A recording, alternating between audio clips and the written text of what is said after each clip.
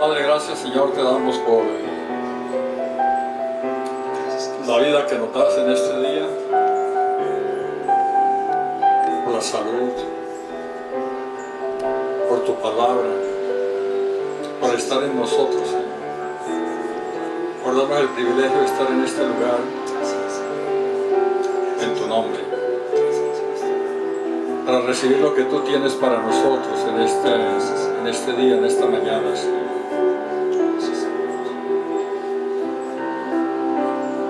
Señor, queremos colocar cada situación,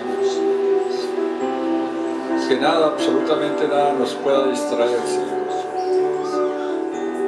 ni los problemas, ni las bendiciones que tú nos das, ni las circunstancias familiares, laborales, pueda entorpecer, Señor, el disfrute del reino acá en la tierra. Porque tú nos has dicho que siempre estarás con nosotros. Nunca nos has prometido que no tendremos dificultades. Al contrario, nos advertiste, nos dijiste, en el mundo tendréis aflicción. Pero no os preocupéis porque yo estoy con vosotros hasta el fin del mundo. Gracias, Señor, por este tiempo. Gracias, Señor, porque has colocado esta palabra. Es una enseñanza que tú nos vas a dar hoy, Señor, a través de mi vida. Muchas gracias. En el nombre de Cristo Jesús. Amén. Y amén.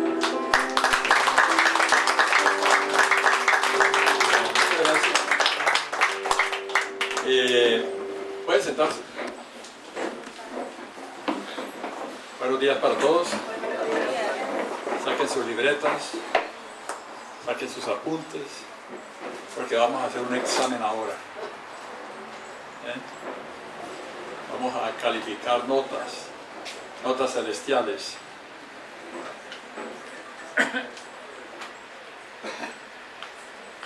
Bueno, hoy voy a hablarles de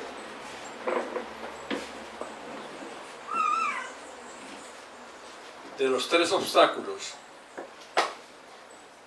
y las 3 soluciones. No es que no hayan sino 3, hay más, pero voy a hablarle de 3 nomás. Las demás las dejamos para después. 3 obstáculos y 3 soluciones. Nosotros habíamos hablado de... Recuerda, vamos a ver. ¿Alguien se acuerda? Me levanta la mano si se acuerda, o tienen el apunte. Habíamos hablado de un matrimonio de 3. ¿Quién me dice cuál es el matrimonio de 3? A ver, levántelo. A ver, diga, duro ya.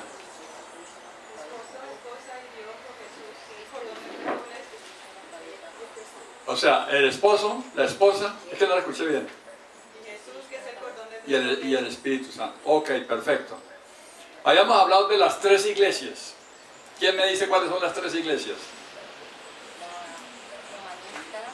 ¿Cuál? La humanista, la legalista y la equista.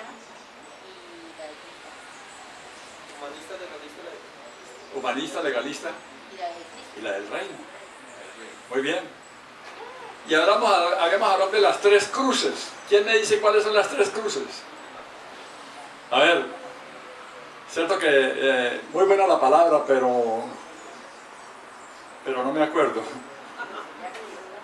Okay, hoy voy a enseñar, como siempre, a mí me gusta enseñar más que predicar. ¿Sí?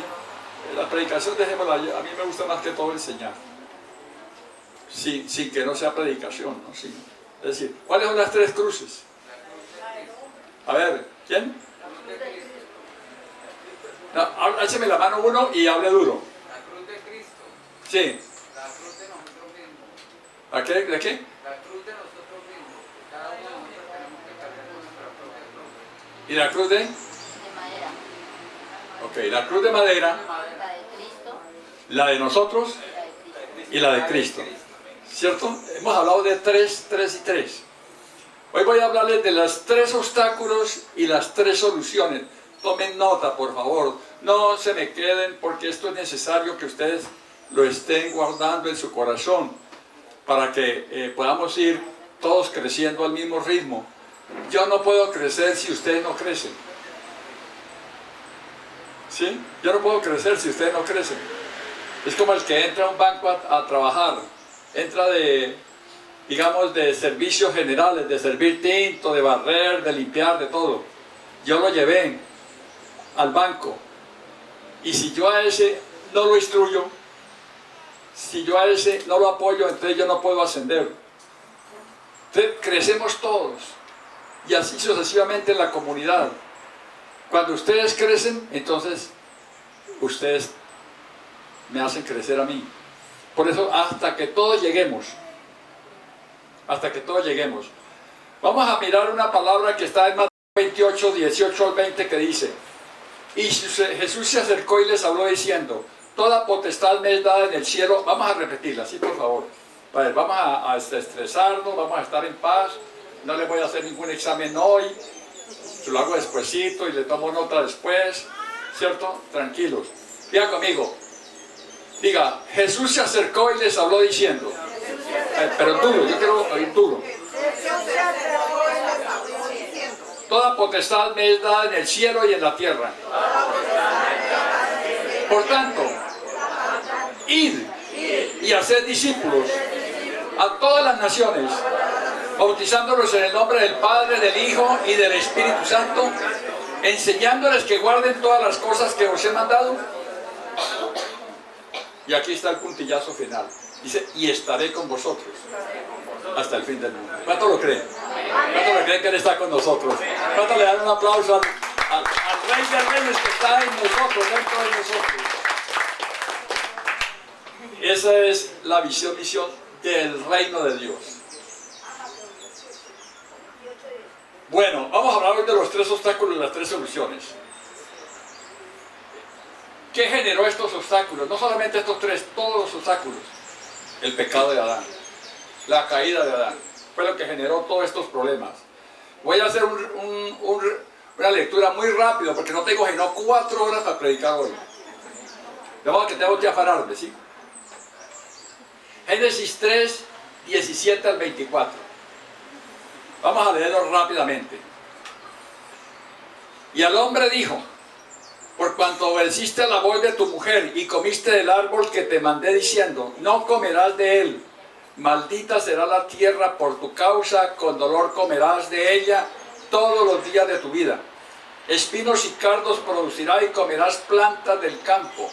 Con el sudor de tu rostro comerás el pan hasta que vuelvas a la tierra, porque de ella fuiste tomado, pues polvo eres y al polvo volverás. Y llamó a Adán el nombre de su mujer Eva, por cuanto ella era madre de todos los vivientes. Y Jehová Dios hizo al hombre y a su mujer túnicas de pieles y los vistió. Y dijo Jehová Dios: he aquí que el hombre es como uno de nosotros, sabiendo el bien y el mal. Ahora pues no se alargue su mano y tome también del árbol de la vida y coma y viva para siempre.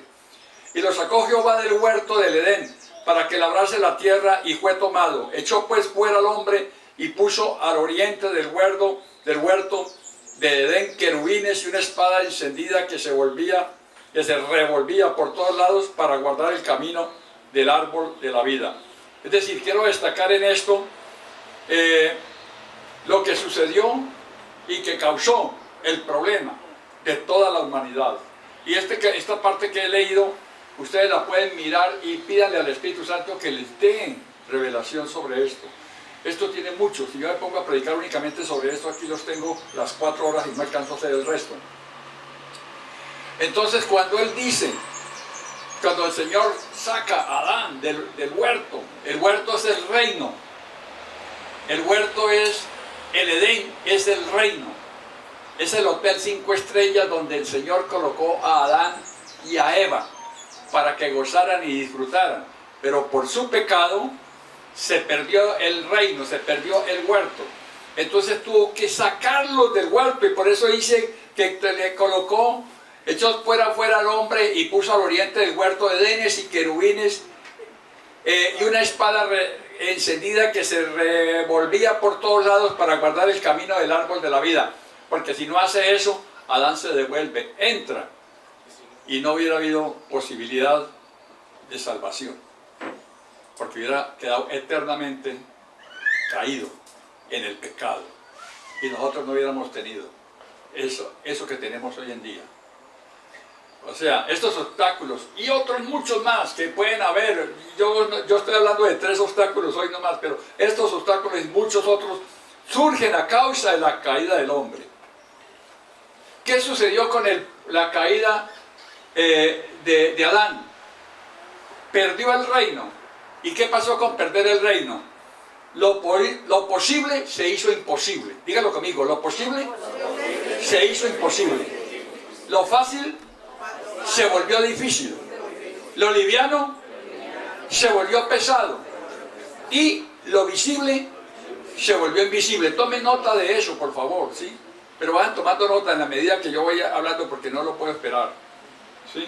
Repito, lo posible, dígalo, lo posible se volvió imposible. Lo fácil se volvió difícil. Lo liviano se volvió pesado. Y lo visible se volvió invisible. Eso causó la caída del hombre. Todo lo tenía, pero todo se complicó. Todo se complicó. A causa del pecado de Adán, el hombre perdió el reino. Quedó incomunicado con Dios. Se perdió la revelación, ¿no? Adán no tuvo más contacto con Dios. El celular se quedó cortado. Y él tenía directo. Él tenía email completo con Dios. Pero le quedó cortado a causa de la caída, ¿no es cierto? Perdió la revelación. Entonces, hoy vamos a hablar de 3 obstáculos y 3 soluciones. Como le digo, son mucho más, porque no me van a decir no, pero son mucho más. Y esto es para nosotros, para todas las comunidades, para todo lo que estamos caminando en el reino, y los que no están caminando en el reino también, porque una vez pensamos que la palabra es para nosotros. La palabra es para todo el mundo, aún a los impíos. Por eso que les decimos a ellos, no, es que esto es para nosotros, para ustedes no, no, para ellos. Para ellos, por eso es que no creen. Primer obstáculo, el síndrome del llanero solitario. Ese es uno de los obstáculos bien tremendos que apareció con la caída del hombre. El egoísmo, el egocentrismo, la mentira, el crimen, todo lo que ustedes anoten de pecado. Eso es el síndrome del llanero solitario. ¿Por qué? Porque solo yo, apareció el yo. Apareció todo esto que enseñamos a nuestros niños, solo yo soy el único. Y como yo cuando estábamos allá, yo era el único predicador, yo soy el único que hace las cosas bien. Apareció el niño, apareció el individualismo, y ese no era el plan de Dios. El plan de Dios era otro. ¿Sí? O sea, yo hago lo que quiero, así soy yo y así muero. No, aquí ninguno de ustedes dice eso. Yo sí lo decía, así soy yo no cambio, porque así nací y no voy a cambiar. Entonces, ahí apareció el síndrome del llanero solitario. Cuando venimos al Señor, ahora llego al Señor, cuando venimos al Señor creemos que la situación es la misma y seguimos con eso. Creemos que esa parte es igual en Cristo. Y queremos seguir estando ya acá, en el reino. Queremos seguir, yo soy el único, yo soy el chacho, a mí me enseñaron, yo no cambio, yo soy esto. Pero resulta que en el reino las cosas son diferentes. ¿Cuánto lo creen? Amén. Acá es diferente, aquí es, dígalo conmigo, ya no vivo yo, sino que yo vivo para Cristo. Diga, yo vivo para Cristo. Diga, ya no vivo yo vivo para Cristo. Aquí es diferente. Aquí ya. ¿Por qué? Porque Dios nos introdujo nuevamente al reino. Cristo, cuando entró nosotros, entramos al reino, recuperamos el jardín.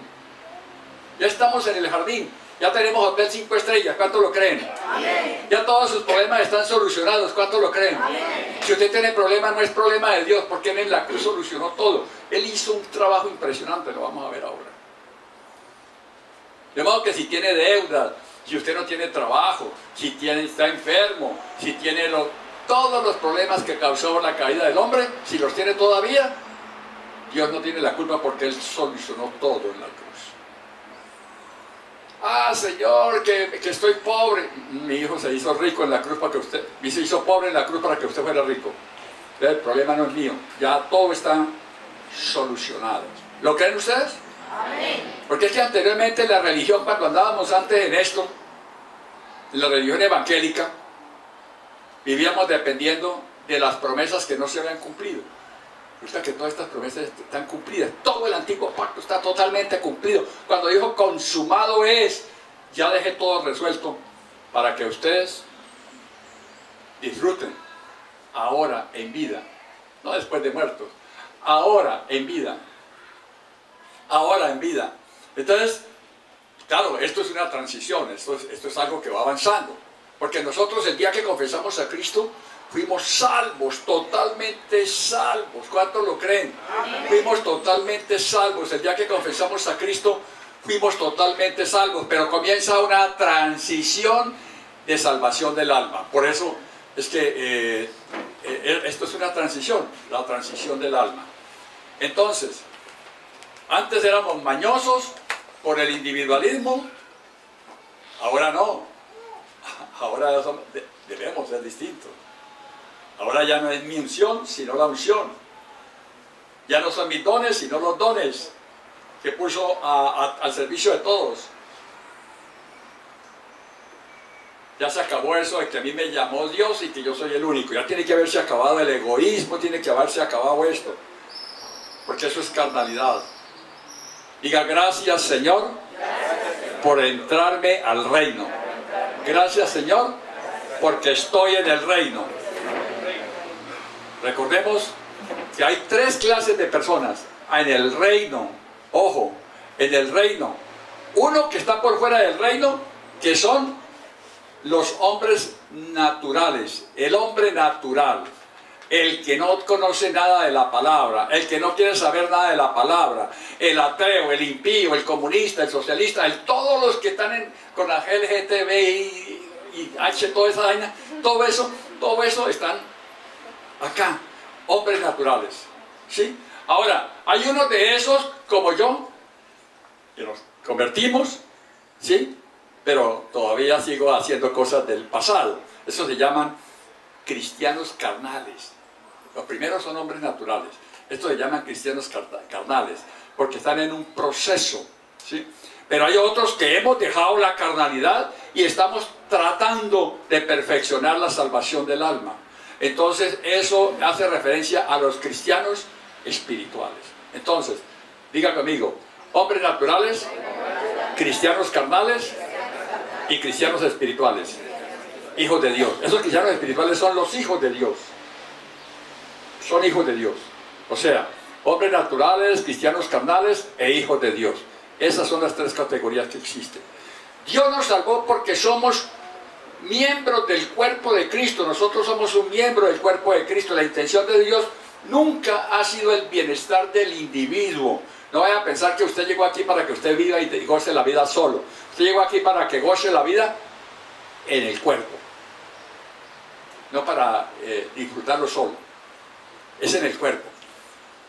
Entonces, la intención de Dios nunca ha sido el bienestar del individuo, sino la manifestación de su cuerpo. La bendición, el cuerpo de Cristo, que es la iglesia, porque Él es la cabeza. Imagínense una cabeza completa con un cuerpo deforme. No, nosotros tenemos que andar de acuerdo a cómo anda la cabeza.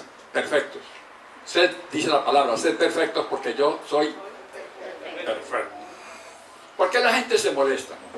Porque hay problemas en la familia. Actualmente, estando dentro del reino, porque seguimos siendo carnales. Seguimos siendo carnales. Nosotros fuimos diseñados para representar a Cristo ganar el mundo. Ojo, nosotros estamos acá, no es para gozar nosotros, es para nosotros estar dentro del cuerpo, disfrutar con el cuerpo, ganar el mundo y llevarles eso a los del mundo para que ellos comiencen a disfrutar lo mismo que nosotros tenemos.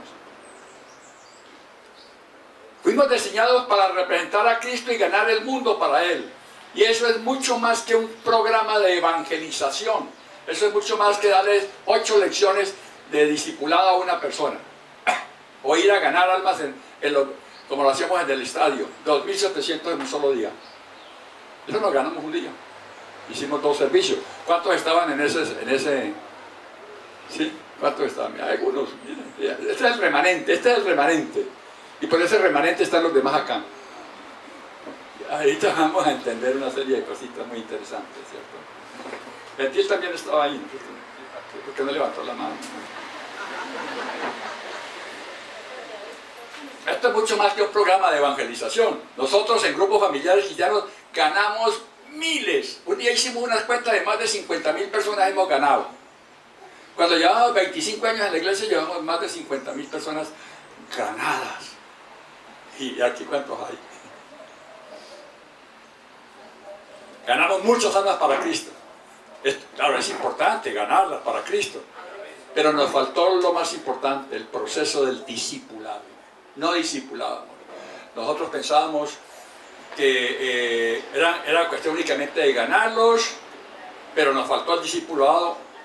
Y el discipulado no es un manual de 8 lecciones. Es un proceso de vida ejemplar para con el nuevo.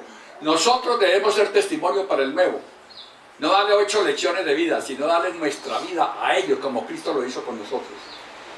Por eso con el nuevo hay que dar la vida por él.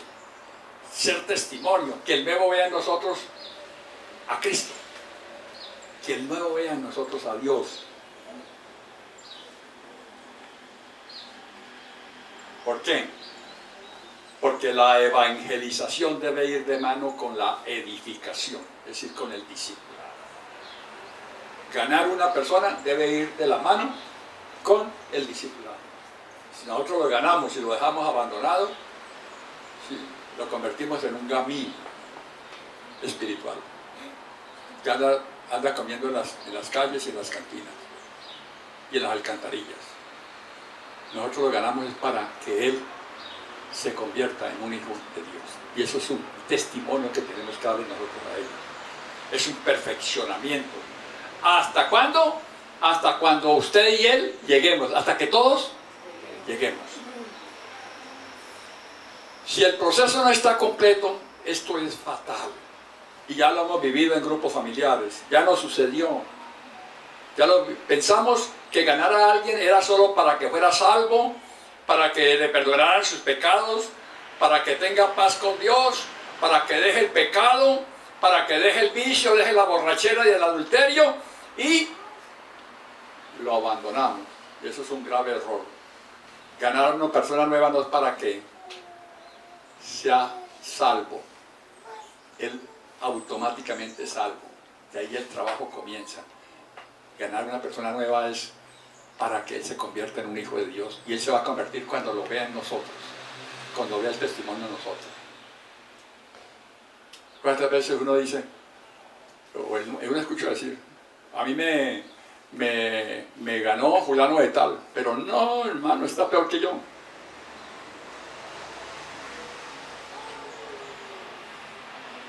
Por eso Pablo escribió en 1 Corintios 3, del 1 al 4, escribió lo siguiente: de manera que yo, hermanos, no pude hablaros como a espirituales, sino como a carnales, como a niños en Cristo. Os di de beber leche y no vianda, porque aún no erais capaces, ni sois capaces todavía, porque aún sois carnales. Pues habiendo entre vosotros celos, contiendas y disensiones, ¿no sois carnales y andáis como hombres? Porque diciendo el uno, ciertamente soy de Pablo, y el otro, yo soy de Apolos, ¿no sois carnales? No, yo soy de Jesús Tobar, no, yo soy de John Freddy, yo soy de Gilbert, yo soy del otro, ¿cierto? ¿No nos pasó eso? Eso es lo que estamos pagando hoy. Sí, eso es lo que estamos pagando hoy. Los corintios se veían solamente como individuos, como nos pasó a nosotros. El grupo familiar cristiano pensó que éramos solamente nosotros, los únicos. Los demás, nanay. No nos vimos como cuerpo. Ahora, ¿qué pasó con el ministerio de Jesús? Aquí viene algo muy bonito. ¿Qué pasó con el ministerio de Jesús? ¿Cuánto duró Jesús en la tierra? ¿Quién me dice cuánto duró Jesús en la tierra? ¿Cuánto? 33 años. ¿Qué hizo los primeros 30? Dice que crecía en sabiduría y en estatura, o en estatura y sabiduría, ¿cierto? Primeros 30. Y establecía el reino entre los 30 y los 33. ¿Amén? ¿Cuándo cumplió la iglesia Grupo Familiares Cristianos 30 años? Hicimos una reunión en Montesión y le entregamos los estatutos a un equipo de trabajo. ¿Cuántos cumplimos? ¿No se acuerdan? 30 años cumplimos en Montesión. En diciembre del año pasado hicimos la reunión y cumplimos 30 años, sí o sí. Ahí está el acta. ¿Cuánto duró Cristo en la tierra? Ok, pero edificando y creciendo, ¿duró cuánto? 30. ¿Cuánto llevamos nosotros edificando y creciendo? 30. Y en 3 años estableció el reino. O sea que nosotros ya estamos estableciendo el reino. ¿Por qué? Porque ya estamos edificados. Ya estamos edificados y ya tenemos la capacidad de establecer el reino de los demás. O sea que nos quedan 3 años para seguir trabajando para el reino. No solamente esos 3 años, sino de ahí en adelante, pero tenemos 3 años para avanzar en el crecimiento del Evangelio en esta ciudad. ¿Amén? Amén. No sé si quedó claro. Si no quedó claro, al final los espero. Nosotros cumplimos en diciembre del 21, 30 años ganando almas. Y ustedes son el remanente de esos 2000 y pico que tuvimos. Ustedes son el remanente para establecer el reino en el corazón de cada neibano. 1 a 1. ¿Sí? 1 a 1. No para hacer montoneras en el estadio, como lo hacíamos. No, 1 a 1. Estoy convencido que nosotros, vamos a ver si están de acuerdo. Estoy convencido que nosotros ya estamos preparados para ganar a Neiva y al mundo. Amén. ¿Cuántos lo creen? Amén. ¿Hay alguien que no esté preparado? Levante la mano. Ojo, compromiso, están todos preparados. No levantó la mano ni uno. Todos están competentes para establecer el reino acá en Neiva. Vamos a establecer el reino en el corazón de los neivanos. ¿Aló? Amén. Pero esto no es un programa de evangelismo. No vamos a hacer campañas evangelísticas ni nada de eso. Este es un asunto de 1 a 1, comenzando por nuestra casa. Comenzando con nuestra esposa, comenzando con los hijos, comenzando con el vecino que está ahí cerquita, comenzando con el amigo, con el enemigo, hay que acercarse, comenzando con el que vive arriba, con el que vive abajo, comenzando con el empleado, con el jefe, comenzando con el alumno, comenzando con el profesor. Vamos a establecer el reino. Durante estos 3 años siguientes seguiremos perfeccionándonos. ¿Aló? Amén. Seguiremos, no hemos perdido el tiempo, porque, ay, mire, de tanta gente que tuvimos y mire lo que queda. ¡Ja! Jesús andaba con 10,000. ¿Se acuerda cuando le dio comida a 10,000? ¿Y cuántos eran los discípulos de él? ¿Cuántos hay aquí? ¿Hay más de 12? No, contésteme, ¿hay más de 12? Sí. Y en 30 años. En 30 años que duramos edificándolo. Digamos que en 1 año estamos iniciando. De modo que estamos justo a tiempo para seguir los pasos de Jesús. ¿Cuántos lo creen? Amén. ¿Ustedes creen que lo podemos hacer? Amén. ¿Por qué? Segunda de Corintios 5, 14 y 15 dice: porque el amor de Cristo nos constriñe. ¿Sabe qué quiere decir nos constriñe? El amor de Cristo nos obliga. Quiere decir, Él no controla a nadie, ¿sí? Pero el amor de Cristo nos controla, pero sin controlarnos. El amor de Cristo nos constriñe. Quiere decir que el amor de Cristo nos obliga, entre comillas, nos obliga, pensando esto, que si uno murió por todos, luego todos murieron y por todos murió, para que los que viven ya no vivan para sí, sino para aquel que murió y resucitó por ellos. De modo que ya nosotros estamos listos para morir por Cristo y darnos a la tarea de conquistar uno este año. Uno nomás, un hito. ¿No seremos capaces de ganar uno? ¿De edificarlo? ¿De levantarlo? ¿De hacerlo crecer? Uno, era que ya cuando estábamos nos ponían metas de 20, de 30, ¿no es cierto? No, aquí es uno a uno. Y a ese le enseñamos que haga lo mismo que nosotros estamos haciendo con él. Que gane uno. Y así sucesivamente. De modo que el primer obstáculo que nosotros tenemos es... ¿cuál? Síndrome de llanero. El síndrome del llanero solitario. Segundo obstáculo.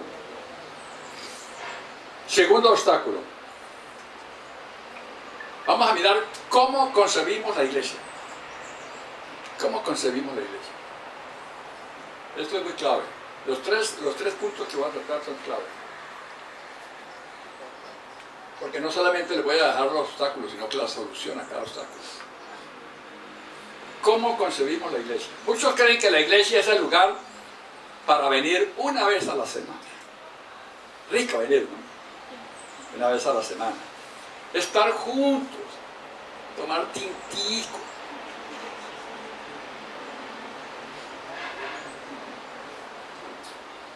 Estar juntos no significa que estemos unidos o que seamos la expresión del cuerpo de Cristo. Los corintios se reunían para participar de la cena, pero mire lo que dice Pablo en 1 Corintios 11, del 17 al 19. Tome nota porque aquí viene algo bien tremendo. 1 Corintios 11, del 17 al 19. Estoy enseñando de nuevo, interrúmpame, no estoy predicando, ¿ok? Diga, apóstol, mire, necesito que me repita la cita, así como hizo alguien por ahí. 1 Corintios 11, del 17 al 19 dice: pero al anunciaros esto que sigue, no os alabo. Estaban todos reunidos tomando la cena, rico y delicioso. Porque no os congregáis para lo mejor, sino para lo peor. Wow. Pues en primer lugar, cuando os reunís como iglesia, oigo que hay entre vosotros divisiones, y en parte lo creo, porque es preciso que entre vosotros haya disensiones, para que se hagan manifiestos entre vosotros los que son aprobados. ¿Aló? ¿Cuántos son aprobados acá? Todos ustedes los que están aquí sentados porque fueron aprobados.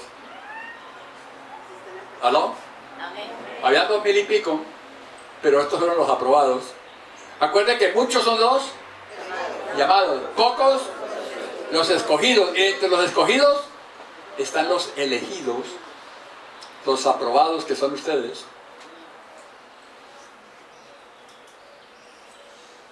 Yo no tengo la culpa.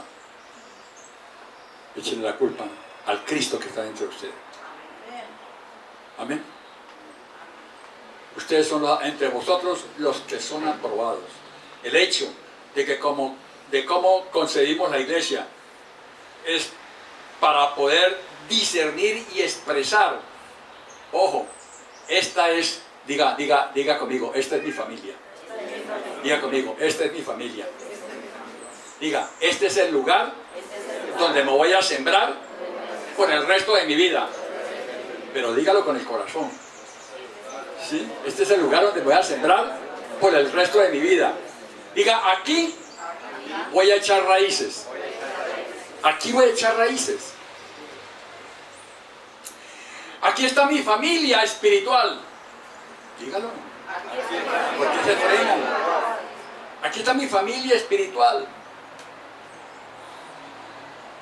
Aquí voy a ejercitar mis dones, mis capacidades espirituales. Aquí voy a hacer la expresión de su cuerpo en Neiva.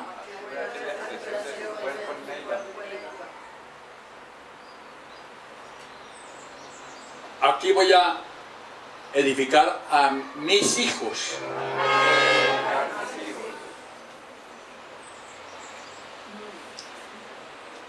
Porque si la iglesia es solo para venir el domingo a escuchar la palabra, esto no es cuerpo de Cristo.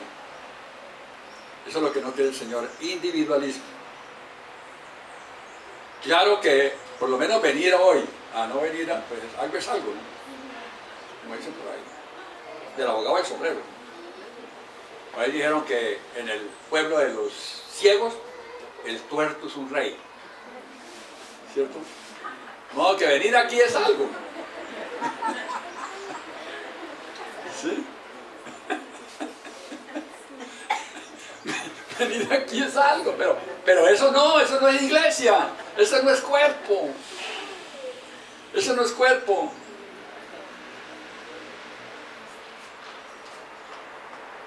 Porque en medio de lo imperfecto también se cumple parcialmente su propósito. Por lo menos venimos, escuchamos la palabra. ¿Sí? Pero no nos vamos a conformar con lo mediocre. Diga, yo no me conformo con lo mediocre. Quiero lo mejor de Dios para mí. Diga, voy a la perfección. No vuelvo a conformarme con experiencias de conversiones pasadas, ni de liberaciones. Ay, apóstol, tan rico que cuando estábamos en la Nazareno los cámaras duramos hasta las 6 de la mañana, después de 3 días de iniciar el servicio. Las cosas viejas pasaron, ahora todo es nuevo. Ahora de aquí en adelante, a partir de hoy la cosa, ustedes van a ver cómo les va a cambiar, si lo toman, su vida, su economía, su trabajo, su familia. ¿Cómo va a cambiar? Si toma esto, hermano. Lo digo por experiencia propia. Tercer obstáculo. La iglesia tiene un solo propósito. La iglesia tiene un solo propósito. Uno solo. Tiene muchos planes, pero hay un solo propósito. Vamos a mirar. En el Antiguo Testamento la iglesia era el lugar de reunión. Allá en el Antiguo Testamento estaba el templo de Jerusalén. Ahí se reunían porque ese era el punto de encuentro de Dios con el pueblo. ¿Sí han leído, no es cierto? Sí, eran templos dependientes. Era tipo y figura de lo que habría de venir. O sea que en ese tiempo ellos no entendían qué era lo que iba a venir. Y si nosotros hubiéramos estado allá, pues a lo mejor no. ¿Cierto? Ustedes recuerdan que la iglesia tiene atrios, tiene la nave central y tiene el lugar santísimo. ¿Sí? Igual a la católica. Usted ve que en la católica están los atrios que dan a la plaza. Ahí es donde reúne todo la plebe. Todo el pueblo. Ahí se reúne todo el pueblo. Y los que entran al lugar santo son los que entran a la misa. ¿Sí? Ahí entran a la misa. Y de ahí en adelante no está sino el sumo sacerdote, porque ahí hay ninguno. Usted no puede ni pisar porque eso es pecado. El altar. Solamente un hombre podía estar ahí. Solamente un hombre podía ministrar la palabra. ¿Sí? Solamente eso. Solo el sacerdote podía entrar. Hoy en Cristo, ojo, hoy en Cristo, porque eso era la sombra de lo que había de venir. Hoy en Cristo, la iglesia somos nosotros. El templo somos nosotros. El lugar del encuentro de Dios con el pueblo somos nosotros. Porque Él está morando en nosotros. Él no habita en templos hechos por manos de hombres. Él habita en este templo. De modo que yo, diga conmigo, yo soy el lugar de encuentro con Dios. Ustedes son el cuerpo de Cristo, Pablo lo dijo. Ustedes son el cuerpo de Cristo. Todos somos sacerdotes. Y todos somos sacerdotes. Ay, pero yo no tengo sotana. No, es que eso no se trata de eso. Es que todos somos sacerdotes. Grupos Familiares Cristianos es una iglesia local, es una comunidad, pero no es el cuerpo de Cristo total. Somos solamente un miembro del cuerpo de Cristo, pero representamos localmente lo que es la iglesia globalmente. Es decir, nosotros somos un miembro del cuerpo de Cristo, que estamos acá en Neiva, ¿sí? Representamos, no es el cuerpo total, solamente un miembro del cuerpo de Cristo, pero representamos localmente lo que es la iglesia globalmente.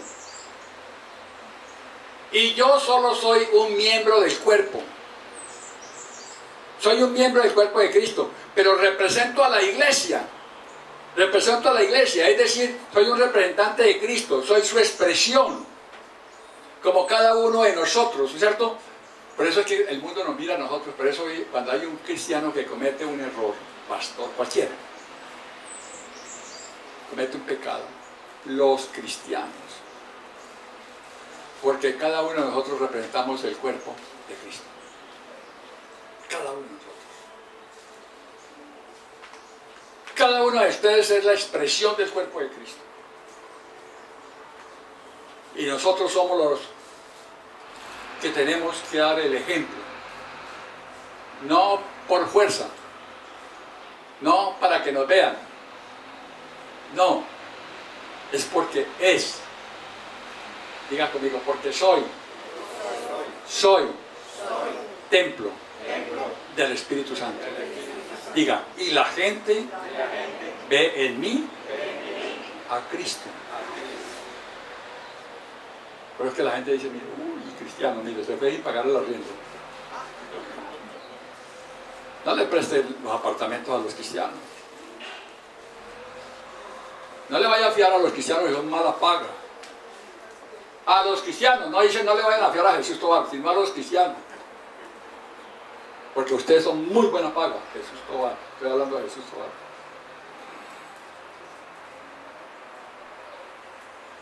Entonces, vamos a resumir estos tres obstáculos, porque el tiempo se me va a ir. Primero, el síndrome del llanero solitario. Segundo, cómo conseguimos la iglesia. Y tercero, la iglesia tiene un solo propósito. Vamos a las soluciones. ¿Cómo vencer los tres obstáculos para que seamos una congregación digna del Señor? ¿Cuáles son las soluciones? Número uno, la iglesia vive en Cristo y Cristo dentro de la iglesia. Aló, tenemos que entender eso, de que Cristo está dentro de nosotros y que nosotros estamos en Cristo. Lo que yo tenga de Cristo es lo que Cristo tiene de mí. Si yo tengo el 5% de Cristo, Cristo tiene el 5% de mí. Entonces la iglesia vive en Cristo y Cristo dentro de la iglesia. En el Antiguo Testamento, el lugar de encuentro entre Dios y el hombre era el templo. Eran templo dependientes.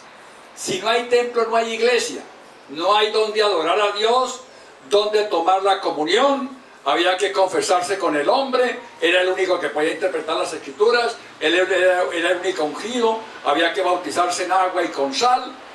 Si no iba a la misa se condenaba, todo era pecado y prohibiciones, había que andar con sotana negra. Hoy hay muchas comunidades cristianas que practican muchos de estos ritos religiosos.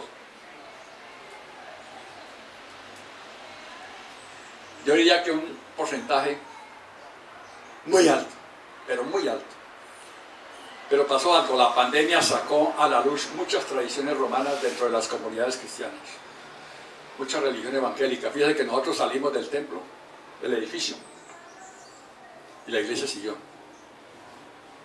Muchos están aguantando. Ayer me encontré con un pastor, ayer, en la Olímpica, desesperado, porque está pagando un arriendo que no puede sostener. Se están reuniendo el 20% de la gente y los ingresos están como en el 5% de lo que le entraba antes de la pandemia. Yo dije, gracias Señor por nosotros. ¡Qué bendición! Pero en el Nuevo Testamento, en el pacto de la gracia, después de la cruz de Cristo, hay un nuevo pacto. La iglesia del Señor somos nosotros, no el lugar de reunión. Jesús se lo dijo a la samaritana, le dijo, En Juan 4, del 19 al 24, le dijo la mujer: Señor, me parece que tú eres profeta. Nuestros padres adoraron en ese monte, y vosotros decís que en Jerusalén es el lugar donde se debe adorar. Jesús le dijo: mujer, créeme que la hora viene cuando ni en este monte ni en Jerusalén adoraréis al Padre. Vosotros adoraréis lo que no sabéis, nosotros adoramos lo que sabemos, porque la salvación viene de los judíos, y muchos confunden esto, que los judíos son los que salvan. No, la salvación viene por medio de los judíos. ¿Por qué? Porque Jesús era judío. Pero no es que los judíos salvan. Mas la hora viene, y ahora es cuando los verdaderos adoradores adorarán al Padre en espíritu y en verdad, porque también el Padre tales adoradores busca que le adoren. Dios es espíritu, y los que adoran en espíritu y en verdad es necesario que lo adoren. Somos el lugar de encuentro entre Dios y el Padre, independientemente de donde nos reunamos. Independiente. Nosotros estuvimos en el asadero Los Cámbulos, después en la guarapería, luego en el edificio de acá, en las casas, después virtualmente. Nuestro templo era el Zoom, el Google Meet, es el templo. El lugar de nuestro encuentro, pues Dios está dentro de nosotros. ¿Cuántos lo creen? Amén. No necesitamos un sitio para decir que somos iglesia. Yo soy iglesia, y estamos aquí hoy para adorarlo, para cumplir con lo que dice Romanos, con lo que dice Hebreos, que no dejemos de congregarnos. ¿Por qué? Porque el cuerpo necesita estar unido. No porque estemos acá estamos unidos, no. Pero no dejemos de congregarnos como algunos tienen por costumbre. Y hoy estamos aquí. O sea, pregunto, ¿somos o no somos iglesia? Amén. Ya conmigo, yo soy la iglesia. Yo soy la casa. Yo soy la morada. Yo soy el templo. Yo soy el culto. Diga, yo soy la adoración. Diga, Cristo está en mí. Jesús lo dijo en Mateo 16, 13 al 17. Viniendo Jesús a la región de Cesarea de Filipo, preguntó a sus discípulos diciendo: ¿quién dicen los hombres que es el Hijo del Hombre? Ellos dijeron: unos Juan el Bautista, otro Elías, y otro Jeremías, o alguno de los profetas. Él les dijo: ¿y vosotros quién decís que soy yo? Y salió el Pedro, que era el más impulsivo. Digamos, Pedro era como el más bocón. Salió el Pedro y dijo: tú eres el Cristo, el Hijo del Dios viviente. Entonces le respondió Jesús: bienaventurado eres, Simón, hijo de Jonás, porque no te lo reveló carne ni sangre, sino mi Padre que está en los cielos. Y sigue, si usted sigue leyendo ahí en adelante, dice: y les entregó las llaves del cielo. Y enseguida Jesús está hablando de que tenía que morir, y enseguida sale Pedro y le dice: ay Señor, no vayas a morir, no, así, eso que no te va a acontecer. Y el Señor, que le dijo: apártate de mí, Satanás. Acababa de tener esta revelación, y luego le dice: apártate de mí, Satanás. Quiere decir que no por tener una revelación está completo. Pedro le pasó eso. Segundo punto, segunda solución: la iglesia es la encarnación y la expresión de la mente de Cristo.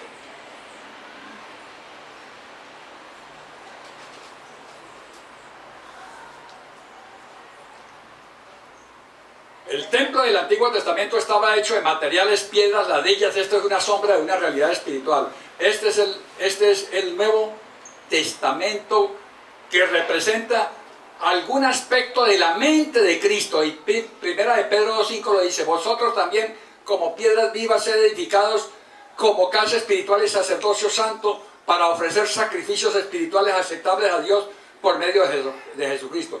¿Cuál es la razón de esta casa espiritual? Primera de Pedro 2, 9 a 10 dice: mas vosotros sois linaje escogido, real sacerdocio, nación santa, pueblo adquirido por Dios, para que anunciéis las virtudes de aquel que os llamó de las tinieblas a la luz admirable. Vosotros que en otro tiempo no erais pueblo, pero que ahora sois pueblo de Dios, que en otro tiempo no habíais alcanzado misericordia, pero ahora habéis alcanzado misericordia. Tengo que andar rápido porque el tiempo se me cortó. Me quedan sino 3 horas. Apóstol, una pregunta. Te dice: la iglesia es la encarnación y... ¿La iglesia qué? La iglesia es la encarnación especialmente esta Segundo segunda capítulo. solución. Háblame de uno, es que yo tengo problemas. La segunda solución. ¿Ah? Dice, la segunda solución dice, la iglesia es la encarnación de más. Sí, la iglesia es la encarnación, la expresión del cuerpo de Cristo. El segundo punto. Digo, la iglesia es la encarnación y la expresión de la mente de Cristo o del cuerpo de Cristo, que es lo mismo.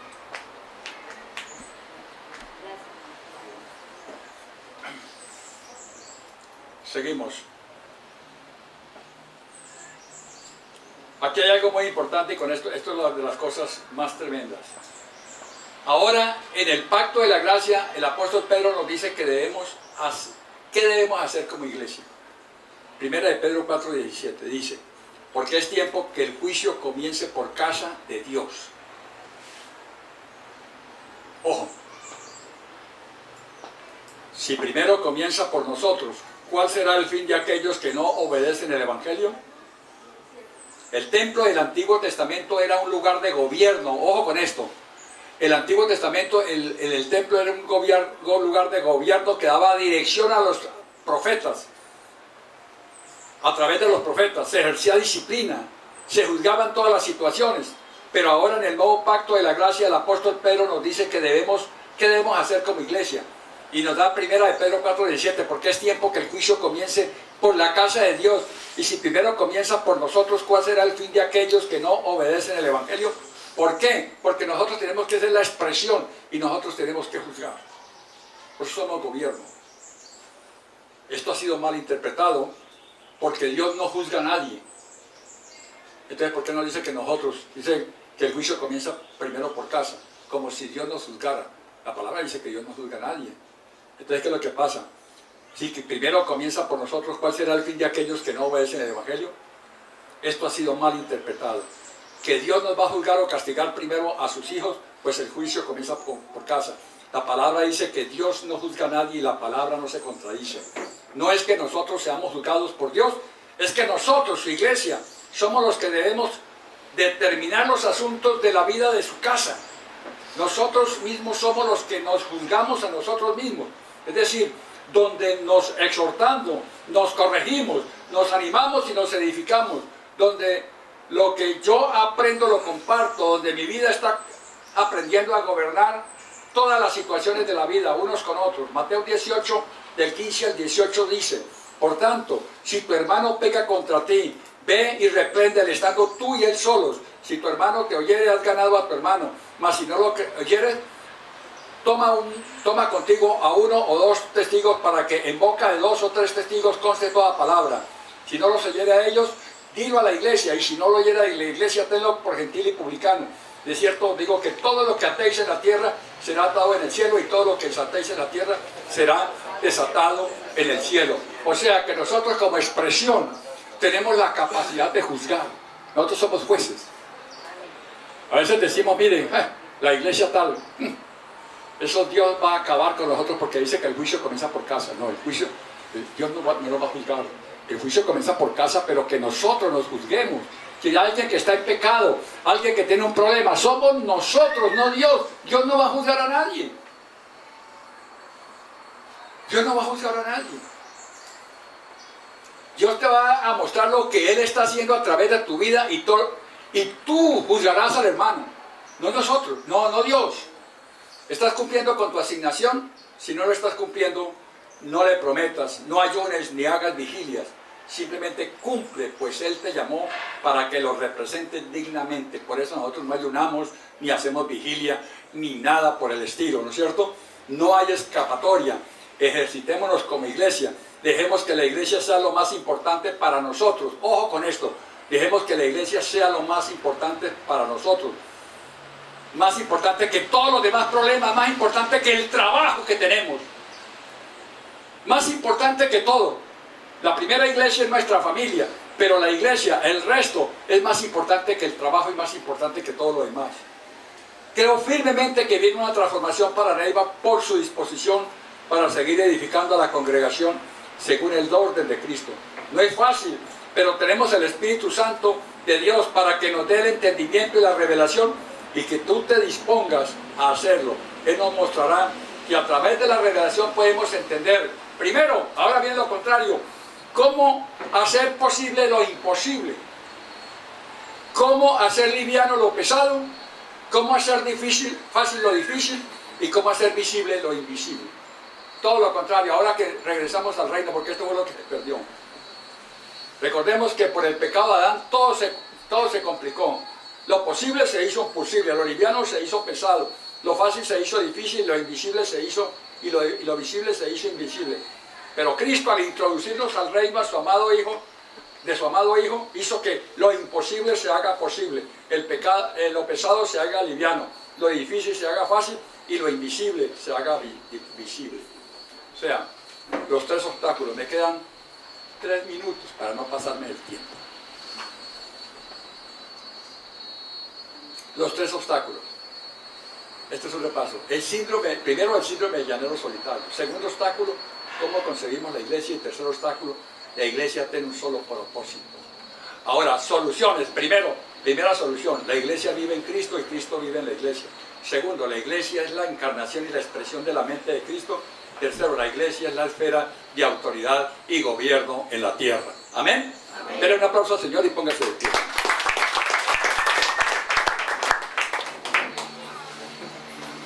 Padre, gracias, Señor, te damos por esta tu palabra. Piense ahí, hermano, que todo depende de nosotros. Y así entremos en el reposo, así podremos entrar en el reposo del Señor por medio de la fe en Cristo. Solamente así.